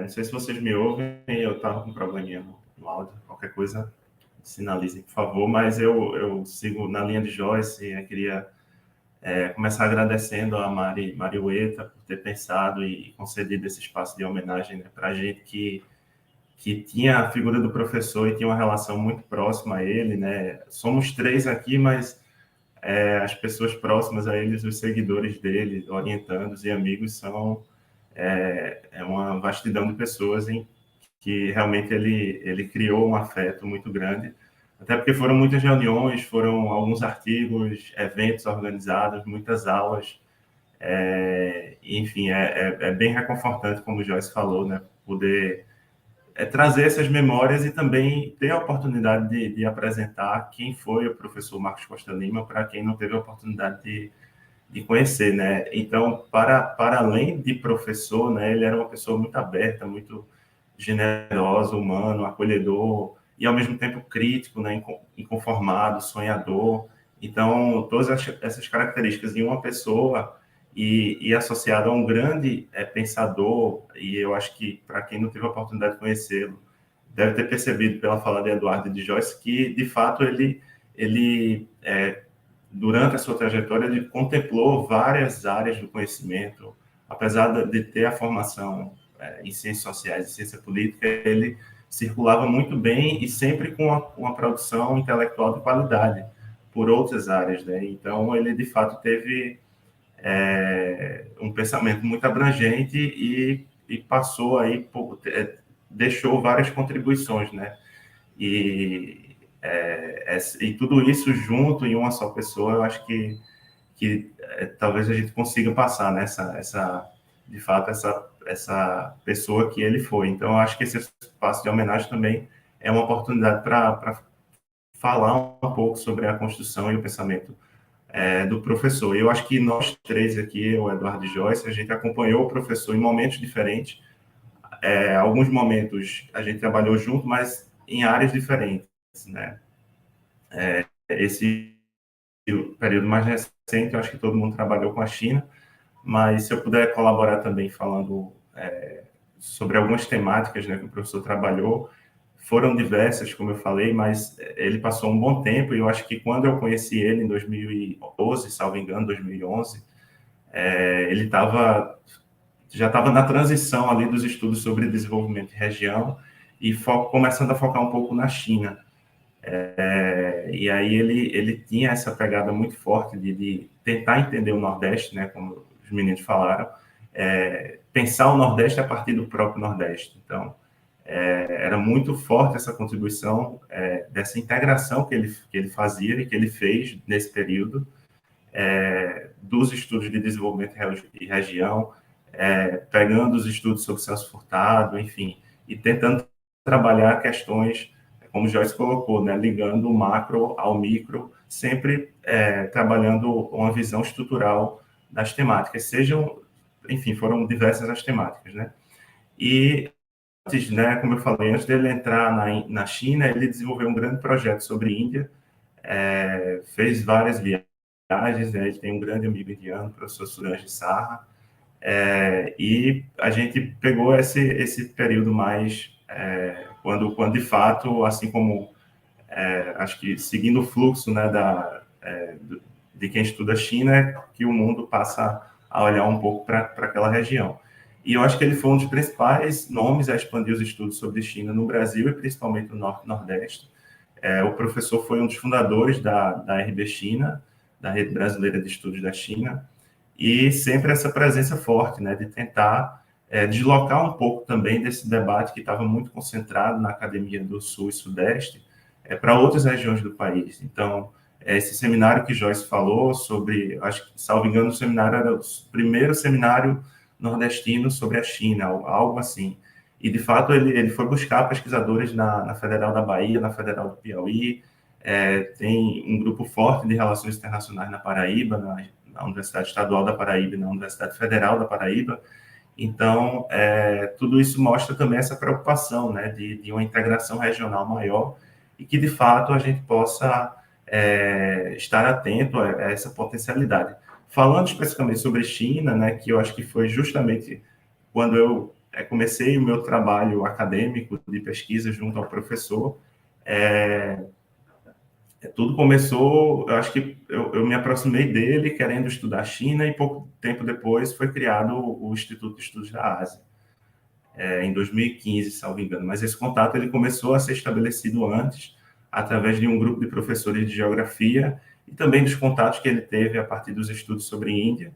E a gente teve o primeiro contato formal, institucional, a partir da realização de um grande evento do projeto Procondel, da Sudene, em 2014, e aí, a partir daí, a gente trouxe um grupo grande de pesquisadores chineses e foi que, no ano seguinte, se constituiu o Instituto de Estudos da Ásia.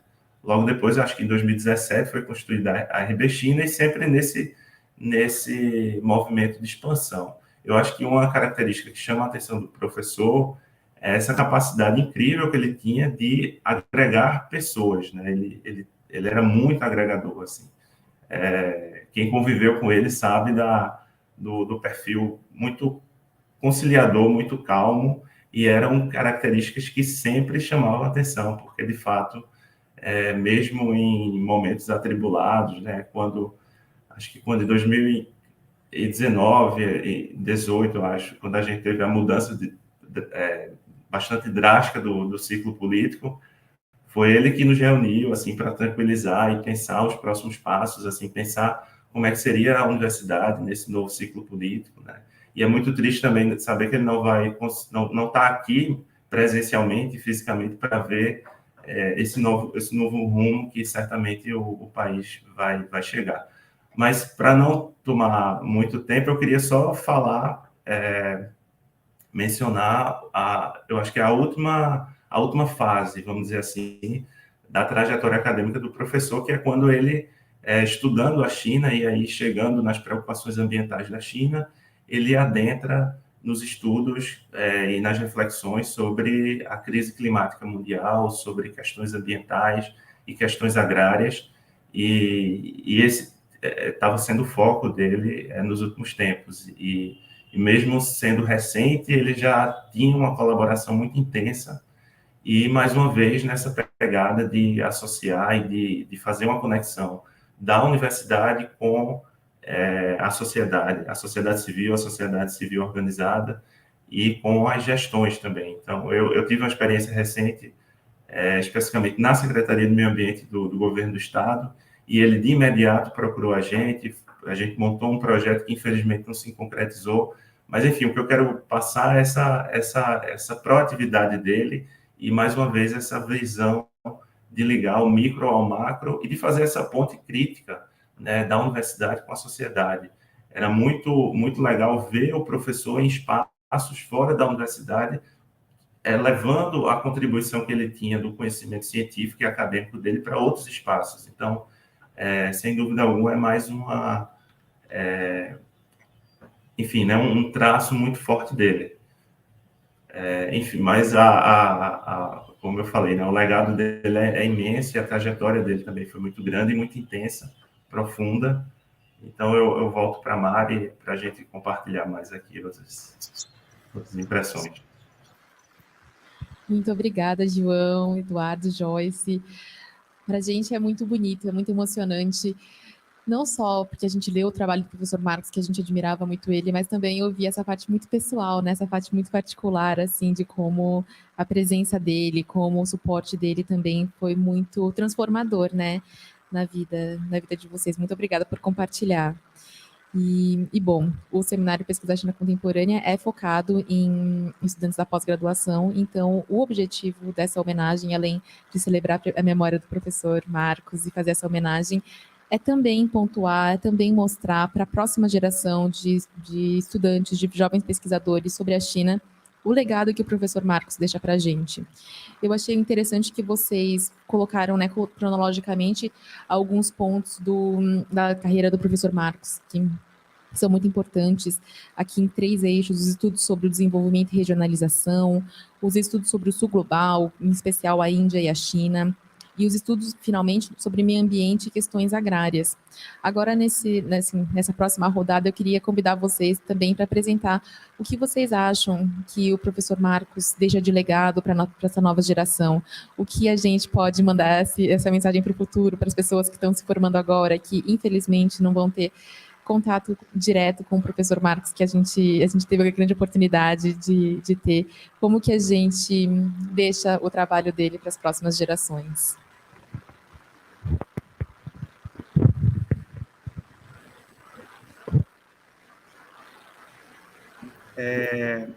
A vocês pelo seminário, a Mariueta, ao Tom, por esse trabalho maravilhoso.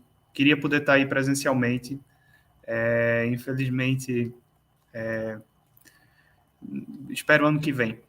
E sobre o legado do professor Marcos, e também nos últimos anos a gente fez um trabalho muito intenso. Eu acho que Marcos ele tinha essa habilidade de desenvolver projetos em áreas distintas ao mesmo tempo. Então ele tinha vários eixos de trabalho. Ele tentava no Instituto Ásia ser o mais amplo possível. Ele tinha várias coisas ao mesmo tempo.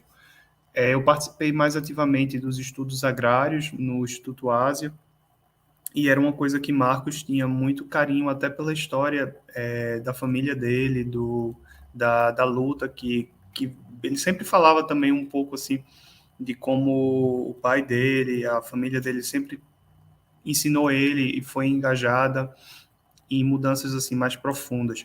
Então ele ficou muito feliz quando a gente teve essa oportunidade de estudar o land grabbing, estudar questões de terra novamente e trazendo isso para dentro do Instituto Ásia.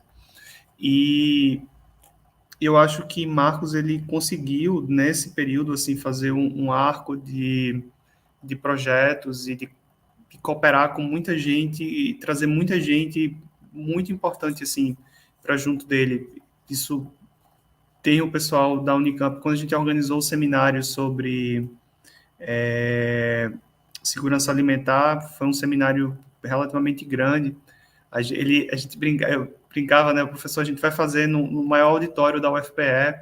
Ele disse, vamos ver se a gente vai conseguir. Tinha mais de 200 pessoas, o professor Walter Belli, que ele da Unicamp, ele foi nos prestigiar. Ele teve uma questão pessoal de última hora e mesmo assim ele disse, fez questão de ir. A gente ficou super feliz assim com o prestígio dele, ele ter prestigiado a UFPE, o nosso seminário. Queria agradecer, não sei se ele está nos ouvindo. E o seu seminário foi um sucesso, a gente publicou um livro depois, e eu acho que o mais importante, eu acho que é esse legado de articular diferentes áreas, a cooperação com o Flávio Valente, que trabalhou muitos anos na FIAM, com o professor Caporal, que faleceu há pouco também, um professor da agroecologia, que tem um trabalho fascinante e deixou um legado enorme também.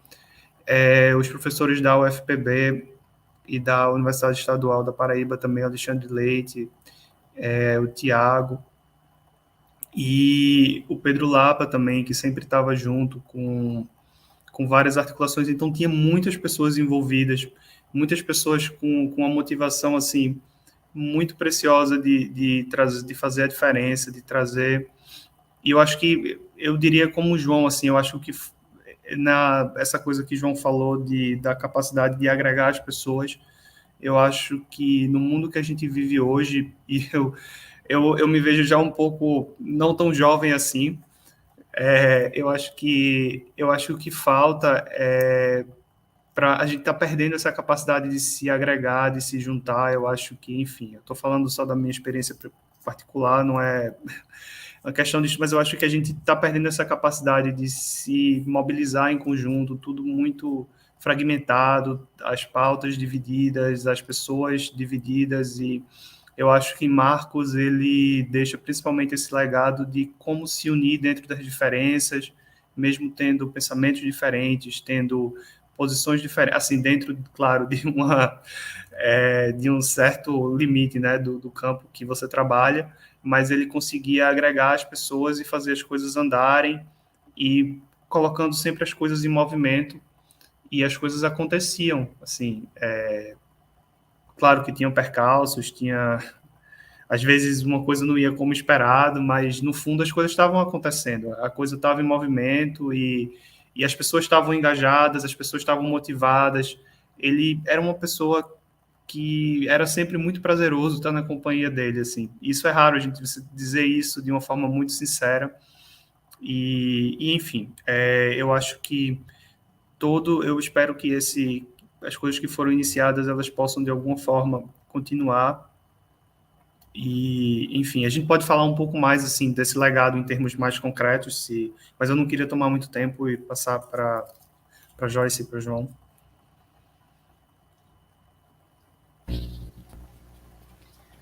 Bom, acho que quando a gente fala de legado, né, tem sempre alguma coisa vai ficar de fora, porque a produção acadêmica dele é brutal, né? Uma coisa gigantesca e são muitos temas, mas eu queria destacar alguns pontos que eu considero muito relevantes e muito no sentido do que a gente estava falando no início, né?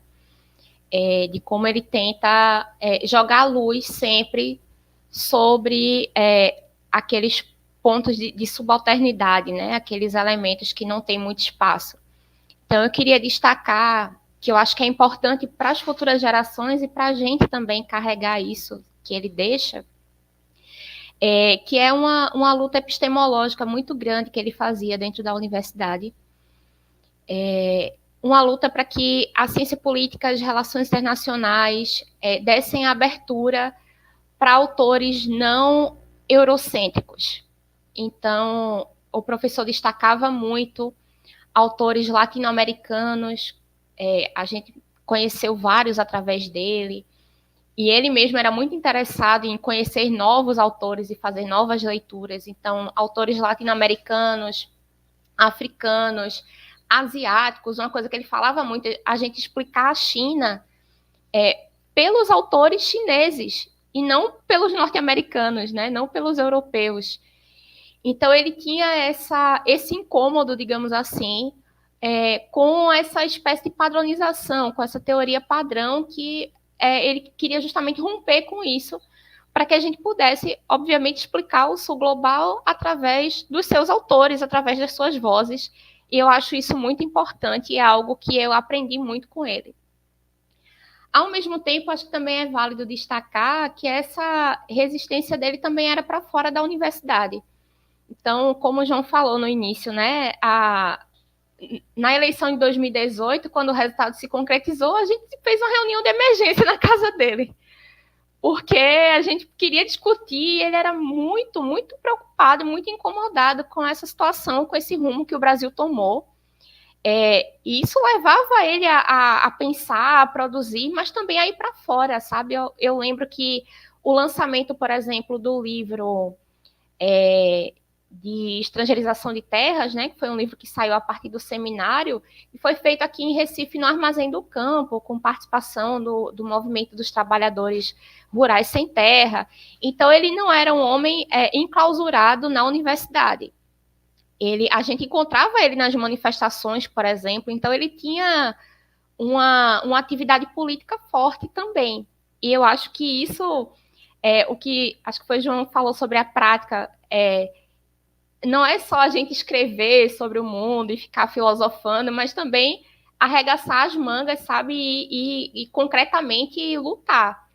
Então, eu acho que isso é um legado que ele deixa nesses dois sentidos, né? Da gente ter uma luta e uma resistência dentro da universidade para que a gente possa ser reconhecido, né, através dos nossos autores, mas também uma luta para fora. E aí, em relação ao legado, eu também destaco algumas produções importantes. E aí, como esse é um seminário sobre China, né, eu queria destacar alguns livros que foram organizados pelo professor. Um através do Centro Celso Furtado, que é um livro que foi lançado em 2016, que se chama Perspectivas Asiáticas.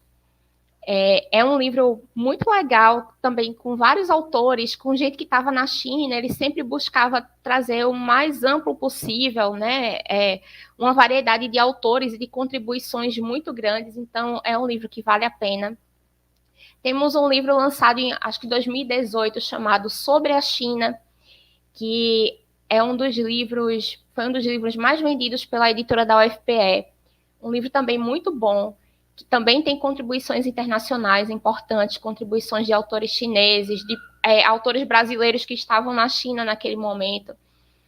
E agora, recentemente, a gente lançou um e-book, que é um dos últimos livros dele, né? Saiu em 2021, que acho que é a China nas relações internacionais. Vou pedir para João depois botar aqui, ou lembrar o título direitinho, Temas e Debates. Saiu como e-book, mas a gente vai lançar ele fisicamente também, uma segunda edição ampliada, com a organização também do nosso amigo Renan Holanda, que também é professor, ele ajudou a organizar o livro e está encabeçando aí essa edição física. Então, são leituras importantes para quem quiser conhecer a obra dele e conhecer essa extensão, né? Porque ele era muito, muito grande e tinha muita gente ao redor dele e muitas pessoas que estavam ao redor dele de forma muito fiel, porque ele gerava na gente essa sensação de que a gente tinha que permanecer enquanto grupo. Então, a ideia de coletividade e de que a produção não se faz isoladamente, nem com estrelas, mas com pessoas que trabalham coletivamente para produzir ciência de qualidade e ciência que realmente explique a realidade, não superficialidades, né, e adornos, enfim, matemáticos e coisas desse tipo, mas coisa que realmente tem o pé no chão, explique a realidade, ou pelo menos tente fazer isso, né, com a maior sinceridade e honestidade possível. Então, eu deixo aí para vocês, acho que o pessoal já está colocando os links para vocês darem uma olhada também nessas contribuições. Bom, e complementando o Joyce, né, na verdade eu acho que eu só reforçaria o que a Eduardo falou e que o Jess colocou também.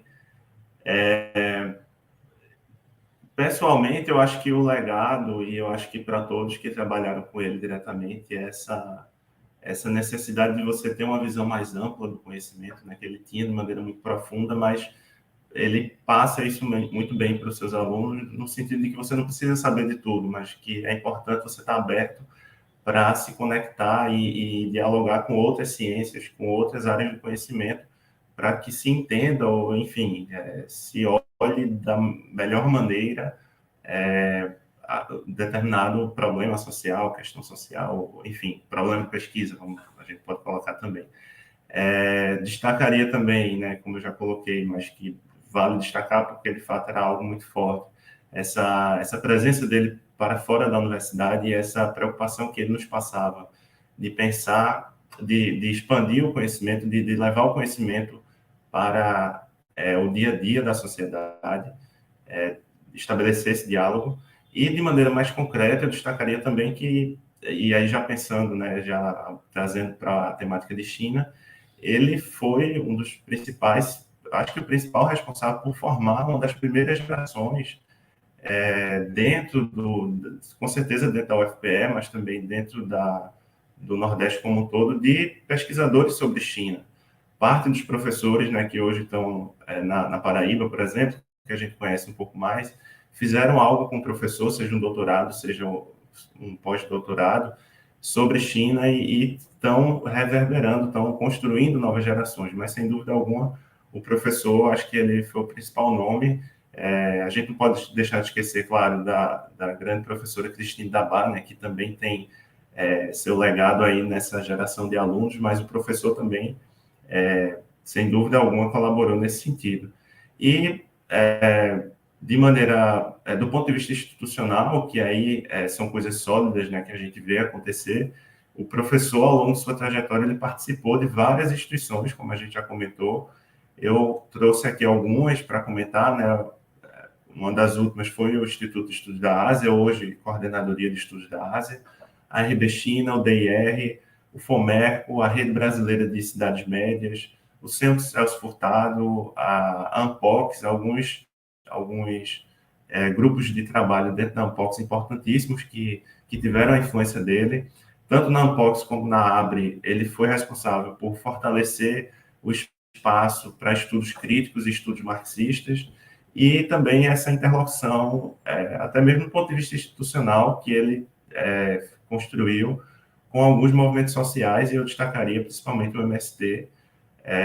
Eu diria que a academia, várias pessoas da UFPE passaram a participar de várias ações, e até estudos científicos mesmo, em parceria com o MST, a partir da iniciativa e da ponte que foi criada pelo professor.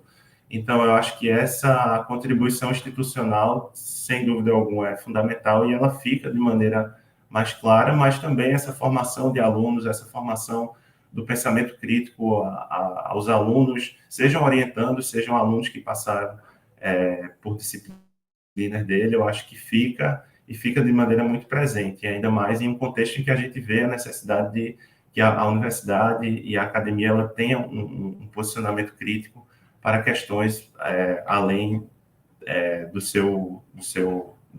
do campo dos estudos científicos. E eu acho que isso tudo, essas características todas do professor,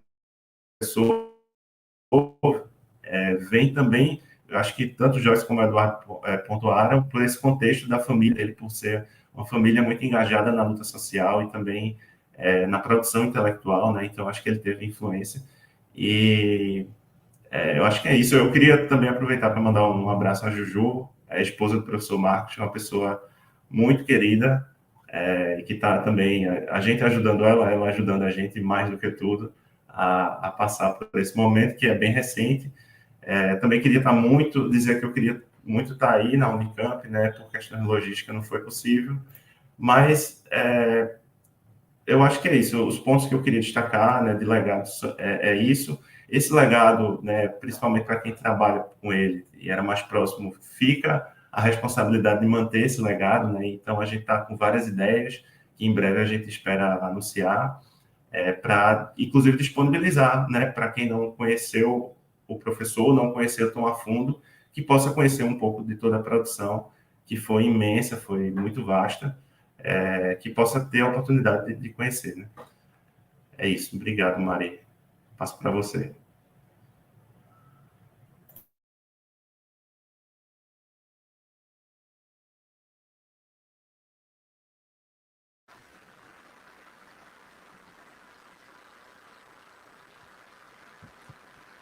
Muito obrigada, gente. É muito emocionante.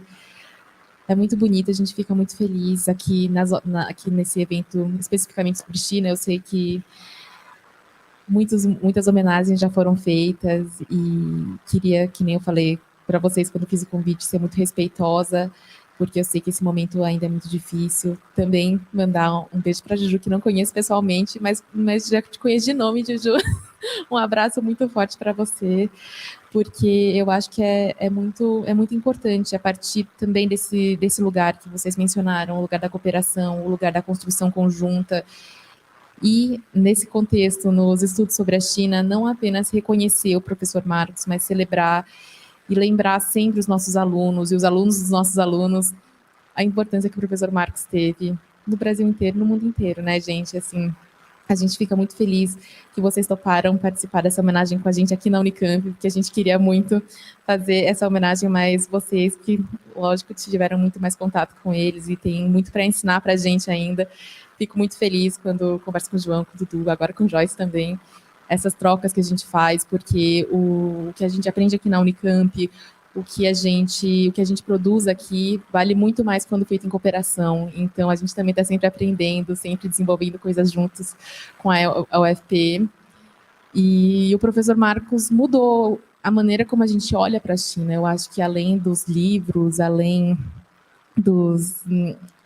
da obra acadêmica dele, a generosidade dele, a ajuda que ele sempre deu, o suporte, acreditar na gente como pesquisadores, muda também a maneira como a gente desenvolve pesquisa no Brasil, muda a maneira como a gente olha em relação à China, independentemente da área que a gente esteja. E o legado dele também dá força para a gente continuar trabalhando junto, né? Eu acho que para os alunos da graduação, para os alunos da pós-graduação que estão assistindo a gente, eu acho que essa mensagem aqui na Unicamp, vocês fiquem muito tranquilos, porque o legado do professor Marcos vai estar sendo mantido vivo. A gente vai estar sempre lembrando, sempre estimulando os nossos alunos também a terem contato. Fico muito feliz que a Joyce mandou aqui os links, e quando vocês tiverem também esse novo formato que vocês falaram da obra dele, por favor, compartilhem com a gente também vai compartilhar nas nossas redes.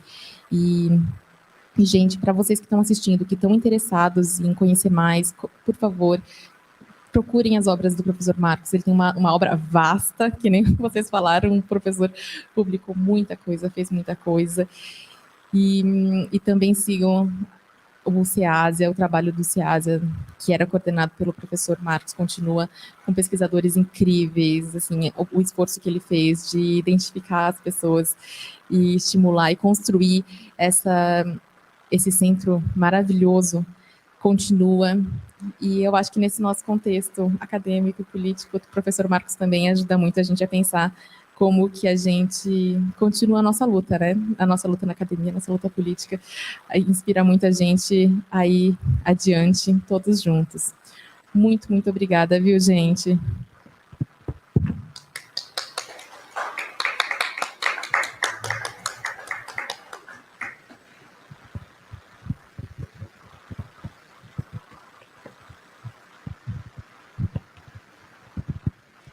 Alguma última palavra, gente? Dudu, seu microfone está fechado. Gente, ficou meio assim. Sim, só queria fazer um fechamento lembrando, depois eu lembrei, uma área, os estudos de Marcos, eu acho que na Unicamp também foram muito focados na área de Mercosul, ele também deu uma contribuição muito legal, assim, nessa área dos estudos.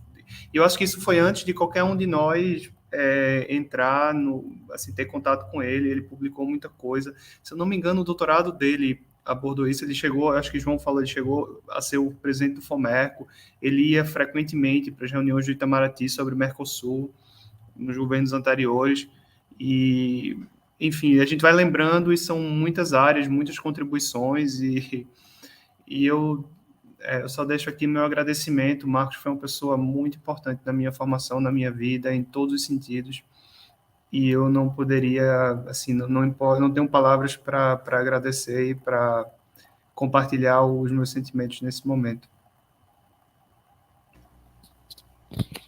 Eu queria agradecer mais uma vez por esse espaço, agradecer a Mariana pela gentileza, né, com que ela conduz e com que ela sempre trata a SEASIA, né, sempre dando espaço para a gente também, isso é muito importante. Como uma palavra final, assim, eu queria realmente expressar mais uma vez a minha gratidão ao professor Marcos Costa Lima, que foi muito presente na minha vida nesses últimos quase 12 anos que trabalhamos juntos, assim, toda a minha família ouvia muito falar nele, porque eu estava sempre envolvida em alguma coisa, em seminário, estou escrevendo um artigo com Costa Lima, estou fazendo tal coisa, então, foi uma presença muito marcante, e eu diria que ele tem essa marca, assim, eu posso dizer que ele ajudou a me formar, não só como profissional, mas também como pessoa. Então, isso para mim é muito importante, e eu acho assim, ele muda ainda mais se a gente olha para um professor e pensa que o professor tem uma atividade muito nobre. Eu acho que Costa Lima, ele faz a gente pensar mesmo o professor como algo sagrado. Então, era isso que eu queria dizer, e agradecer mais uma vez a vocês por essa oportunidade e parabenizar pelo seminário maravilhoso. Eu queria agradecer também, Mari. Assim, eu estou vendo aqui na tela dois grandes amigos, Mari e Nicolas, e que eu acho que foram fruto dessa ligação do professor com a China, mas, enfim, mais uma vez, né, esse poder agregador que ele tinha. E é isso, eu queria agradecer. O professor também teve uma influência, assim, 100% do pensamento, né, que eu pude desenvolver e aprender, muito do que eu pude desenvolver e aprender ao longo desses mais de 10 anos, e faz muita falta, né? Mas as lembranças são muito fortes e são reconfortantes, assim, por ver isso aqui acontecer, né? Por ver que ele deixou, de fato, um legado concreto, bonito e verdadeiro. Então, muito, muito obrigado por esse espaço, e pela lembrança, e por honrar também o nome dele.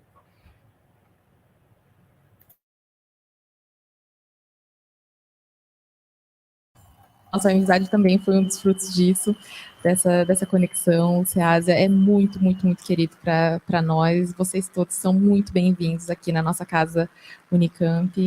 E obrigada mesmo, gente. Obrigada pela presença de vocês. Obrigada por compartilhar. Seguimos aí todos juntos.